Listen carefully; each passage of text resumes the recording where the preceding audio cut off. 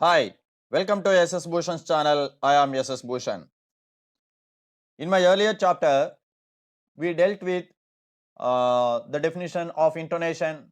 How is the intonation indicated? What are the various tones that are used in our day-to-day life? How are they useful? Explain with examples, etc. Questions were learnt. So all those questions were theoretical questions, and now coming to the practical exercises and also the way the examples could be given for the various kinds of tones could be discussed now. Now the first one is the falling tone. It is low fall.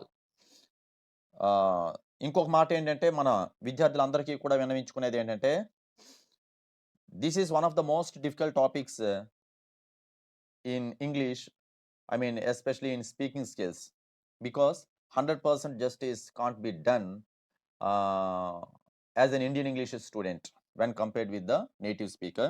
But anyway, I would like to give some examples based on the context and also based on other researches. Okay.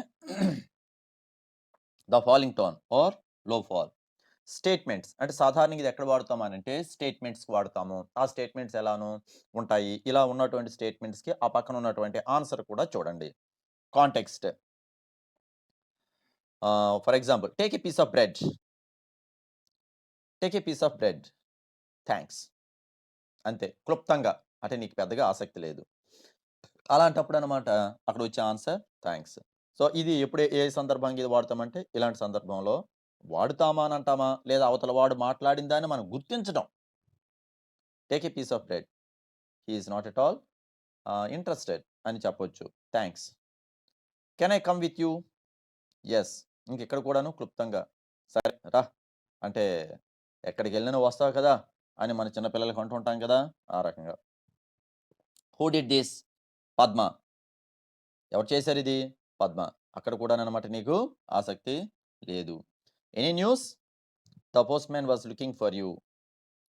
As a matter of fact. అంటే ఏదైనా news ఉందా అని నీవు అడిగావు. ఏమో news ఏముందో కానీ post man అయితే నీ కోసం చూస్తున్నాడు అనేటప్పుడు ఆ విధంగా చెప్తాం. అయితే ఇప్పుడు ఇక్కడ మొత్తం గమనించండి. ఏంటి గమనించండి? ఎక్కడనమాట మార్కింగ్, ఆ ఇంటోనేషన్ సంబంధించిన మార్కింగ్ చేసామో దాని తగినట్టు అనమాట మనం అక్కడ చదువుకుంటూ వెళ్ళాలి. ఇక్కడ లాస్ట్ సెంటెన్స్లో the postman was looking for you అనేటప్పుడు అక్కడ, అలానే ఆ ముందు సెంటెన్స్లో హూ డిడ్ దిస్? పద్మ.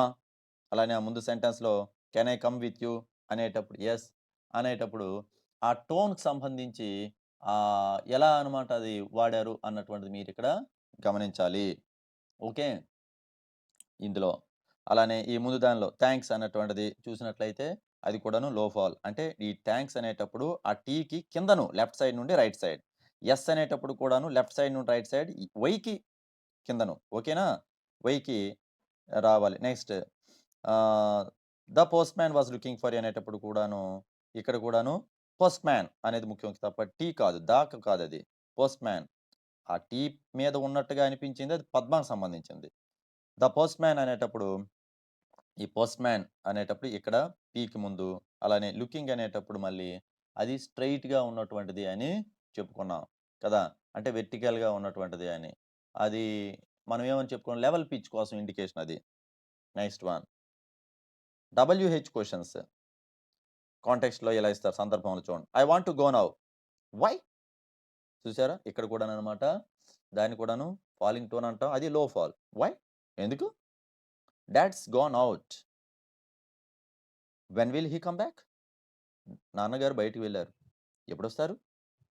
నాన్నగారు బయటికి వెళ్ళారు అన్నటువంటిది యాక్చువల్గా అది స్టేట్మెంటే. ఓకే. అప్పుడు అనమాట ఇటుపక్క వచ్చే ఆన్సర్ ఏంటి? When will he come back అనేటప్పుడు ఈ WH క్వశ్చన్స్లో కూడాను, ఈ హూ క్వశ్చన్స్లో కూడాను ఆన్సర్ మనకి ఎలా వచ్చింది అనేటువంటిది గమనించారు. ఓకే. ఈ ముందున్నవన్నీ రెస్పాన్స్ ఎలా ఇచ్చారండి? అవి స్టేట్మెంట్స్ లాగా వచ్చాయి. ఇప్పుడు వచ్చినటువంటివి ఎలా వచ్చాయండి? ఇవి I want to go now అంటే వై అనేటప్పుడు ఈ WH క్వశ్చన్స్లో మనం వాడేది లేదా అక్కడ ఎక్స్ప్రెస్ చేసేది ఏంటంటే falling tone. Next hello Pooja అని అనగానే నీవు అటు నుండి chance what can I do for you? ఏంటి సంగతి? ఏదో పని అప్ చెప్తున్నట్టున్నావు. Blunt and unemotional. పెద్దగా ఏది అవతల వ్యక్తి కోసం స్పందించినట్లుగా ఉండడం. ప్రియా ఈజ్ అవుట్ అనేటప్పుడు when do you think she will come? Bored and uninterested. Priya బయటికి వెళ్ళింది. ఓకే. అని ఎక్స్ అనేవాడంటే when do you think she will come? When do you think she will come? అనేటప్పుడు అటు నుండి కూడా బ్లంట్‌గా ఆన్సర్ ఇవ్వటం అనమాట. దీన్ని ఏమంటామనంటే ఈ వెన్ అనే ముందేమో వెర్టికల్‌గా పెట్టాం. థింక్ అనే ముందు కూడా వెర్టికల్‌గా పెట్టాం. దీన్ననమాట కూడాను ఏమంటామంటే ఫాలింగ్ టోన్ అని చెప్పి అంటాము. ఓకేనండి. Next one. Yes or no questions. ఇందులో చూడండి సందర్భం ఇలా వస్తే ఇలా అనాలి. I think it will rain tonight. Do you think so? Cut C U R T cut అంటే చాలా షార్ట్‌గానే.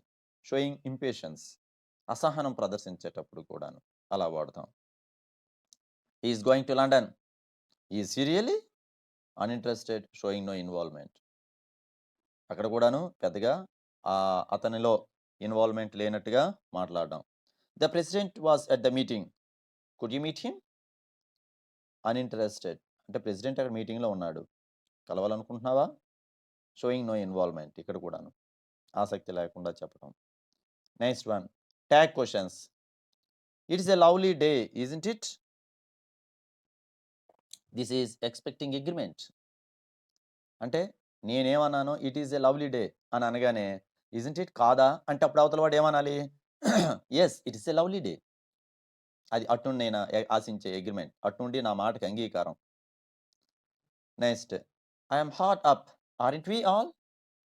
ఏదో ఇబ్బందులు లేదా ఏదో కష్టం అనేటప్పుడు అక్కడ నుండి అవును నిజమే ఏంటి ఆన్లైన్ క్లాస్ ఈ పెంటంతా అనేటట్టుగా I'm expecting some agreement. Next one. Comments and request.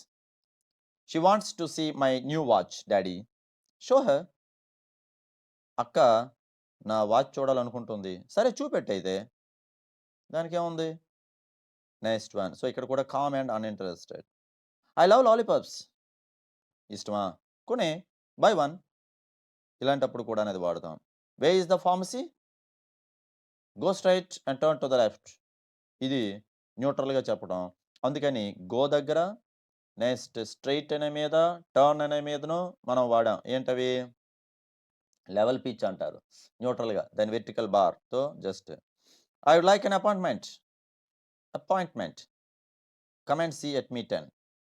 ఎవరో అడిగారు నా అపాయింట్మెంట్. సో అప్పుడు నేను వాళ్ళకి ఏమన్నాను? Come and see me at 10 అంటే ఎక్స్‌పెక్టింగ్ టు బి ఒబేడ్. అవతల వాడు ఆల్రెడీ ఒప్పుకున్నట్టే భావించడం నేను. 10 గంటలకు రా అంటే ఆల్రెడీ ఒప్పుకున్నట్లుగా నేను భావించటం. అవతల వాడికి ఇచ్చిన టైంను వాడు అంగీకరించవలసిందే. సో ఇదంతా కూడా దేనికి ఎగ్జాంపుల్స్ అండి? The falling tone or low fall. Okay. Next one. Next బాబు అక్కడ పెట్టియమ్మా. Next one. Exclamations and greetings ఒకటుంది. అది కూడాను చూడొద్దాం. I failed the test again. I failed the test again. Okay.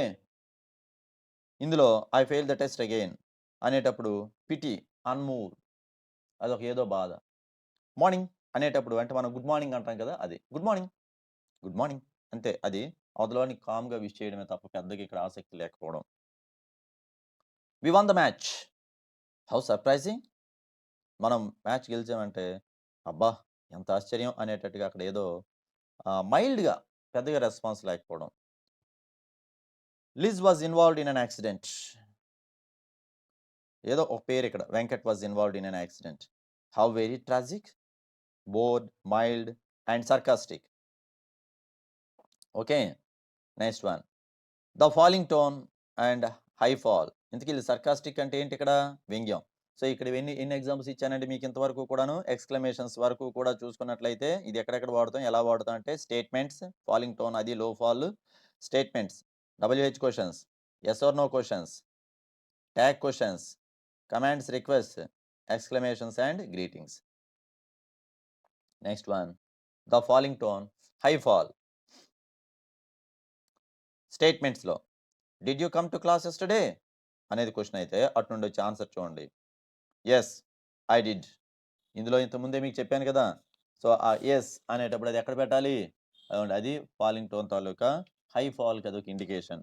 అంటే ఈ డబ్ల్యూకి పైన లెఫ్ట్ సైడ్ నుండి రైట్ సైడ్ రావటం. When expressing surprise, anger and disbelief. ఒక పక్క ఆశ్చర్యం. సారీ మీదని కదా!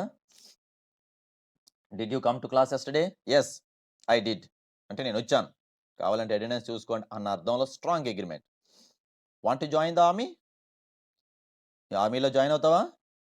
అప్పుడు ఇక్కడ సర్టెన్‌లీ నాట్. ఖచ్చితంగా నేను జాయిన్ అవ్వను. అవ్వనుగాక అవ్వను. అంటే నాకు ఇష్టం లేదు అని చెప్పటం. దేశాన్ని రక్షించాలని అందరికీ ఉండదులెండి. Next one. WH questions. There is going to be a party soon. When? Party ఉంటుందనగానే ఓ పక్క ఆశ్చర్యం, కోపం, అపనమ్మకం 3 కూడా అక్కడ వ్యక్తం చేయటం. Next. There was yet another train accident. ఇంకో ట్రైన్ యాక్సిడెంట్ జరిగింది. మళ్ళీ అక్కడ కూడాను ఏదో తెలియని ఆశ్చర్యం, అపనమ్మకం. వే అనేటప్పుడు I can't do this sum. Why can't you? ఎందుకు చేయలేవు? కోపము, ఆశ్చర్యం. నేను నిన్న ఎక్స్‌ప్లెయిన్ చేశాను కదా! ఎందుకు చేయలేవు? Next one. Yes or no questions.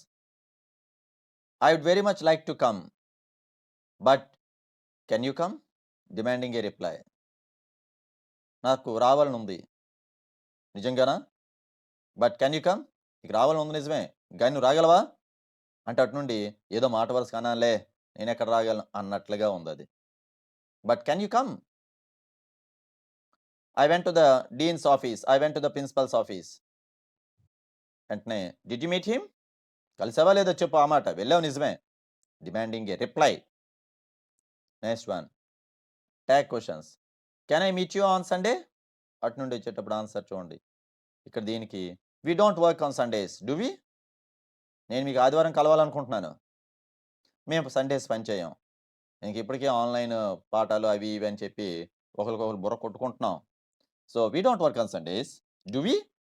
Sundays కూడానా?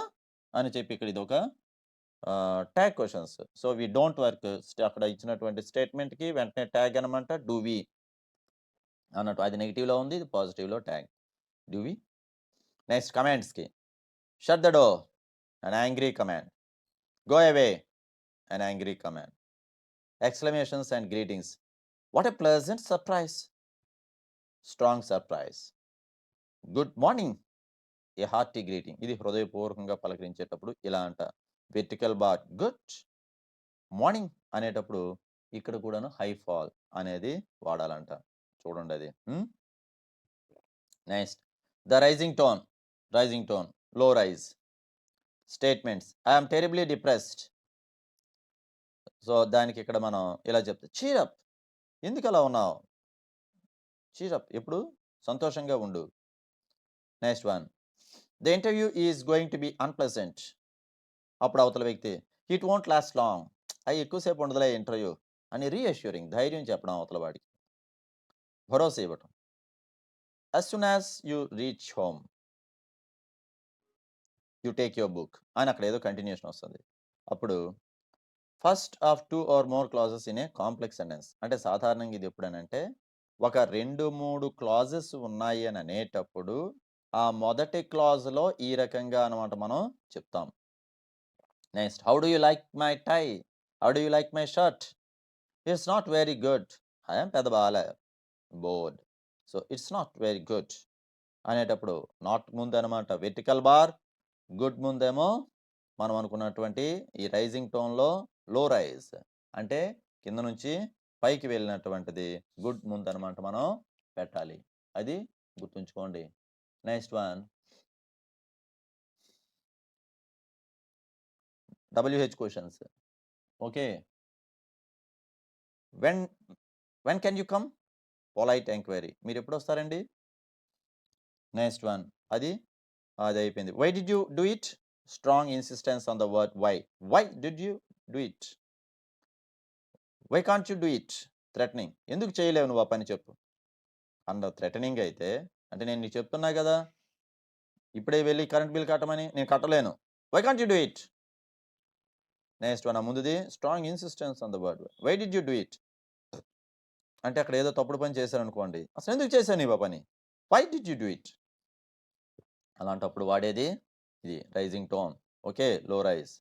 Next one.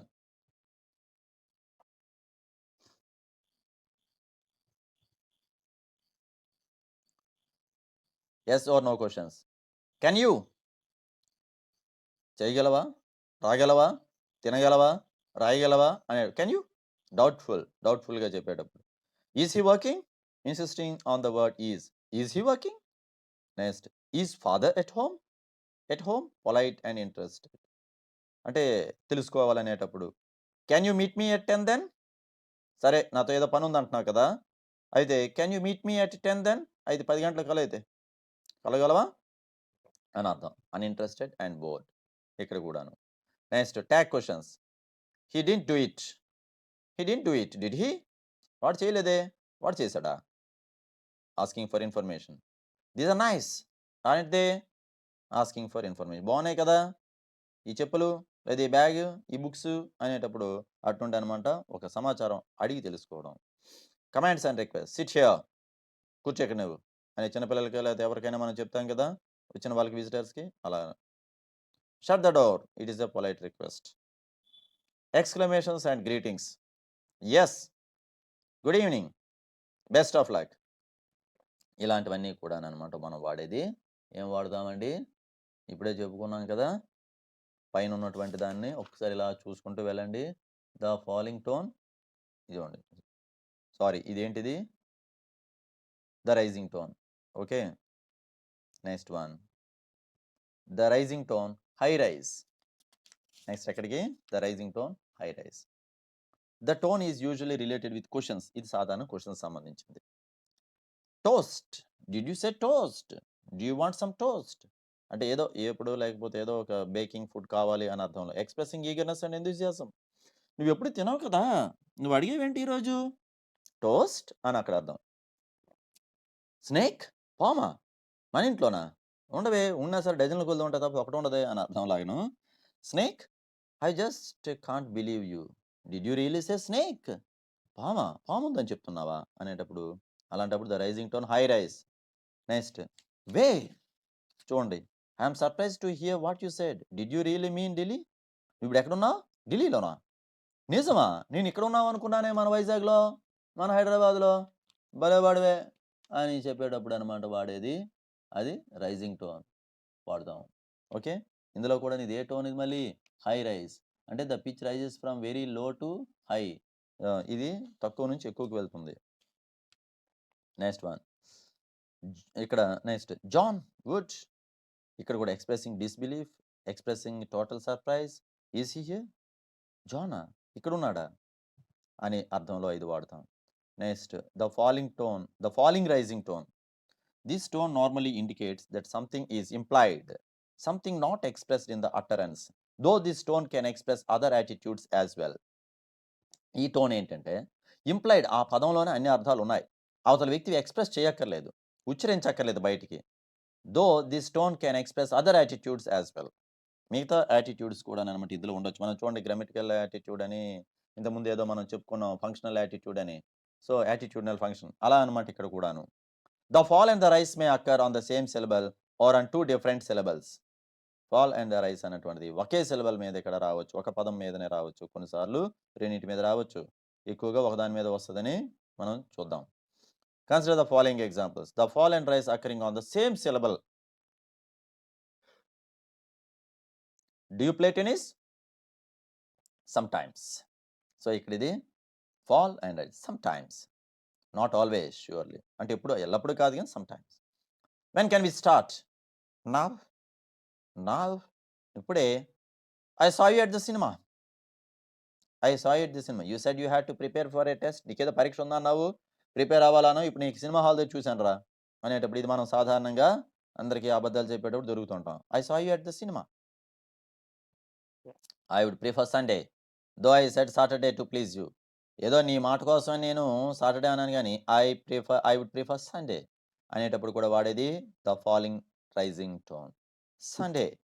She is beautiful అనేటప్పుడు కూడాను ఇది. అంటే పెద్ద తెలివైనదే కాదు గానీ, బ్యూటిఫుల్‌గా అయితే ఉందని అంగీకరించేటప్పుడు ఇలాంటివి falling rising tone. The coffee was good. Though the cup was filthy and the service awful. Coffee చాలా బావుంది. గానీ, ఆ కప్పు తీసుకొచ్చిన వాడు దరిద్రంగా ఉన్నప్పటికి కూడా. Next one. In the following examples the fall and rise occur on different syllables. I can. I am almost certain you can't. అంటే నువ్వు చెయ్యవని అనుకున్నాను. I can. You did quite well. You did quite well. Encouraging and sympathetic. అవతల వాడిని ప్రోత్సహించేటట్టుగాను, ఒక పక్క కొద్దిగా సానుభూతి ఉండటం. That's the spirit. ఎంకరేజింగ్. అలా ఉండాలిరా. Mind that step. Strong but sympathetic warning. మంచిదే. గాని చూడు ఆలోచించి ఆ స్టెప్ వెయ్యి. అంటే నువ్వేదో నిర్ణయం తీసుకుంటున్నావు. ఆలోచించి వెయ్యి. Next one. The rising falling tone. Okay.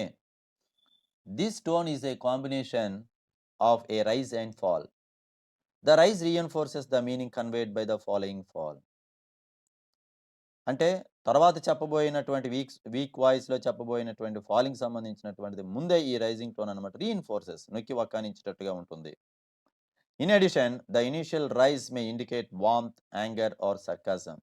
ఈ మొదట్లో రైజింగ్ టోన్ అన్నటువంటిది అంటే ఇదేమనుకున్నాం రైజ్, ఫాల్ అన్నాం కదా! ఈ మొదట రైజ్ అయ్యి తర్వాత ఫాల్ అవుతుంది. ఈ మొదట రైజ్ అయ్యి అన్నటువంటి టోన్‌లో ఇందులో ఏమని మనం చెప్పాలంటే వార్మ్త్, అందులో ఏదో తెలియనటువంటి ఒక కోపము. అంటే ఇక్కడ వార్మ్త్ అంటే ఒక పక్క ప్రేమ అని అర్థం ఉంది.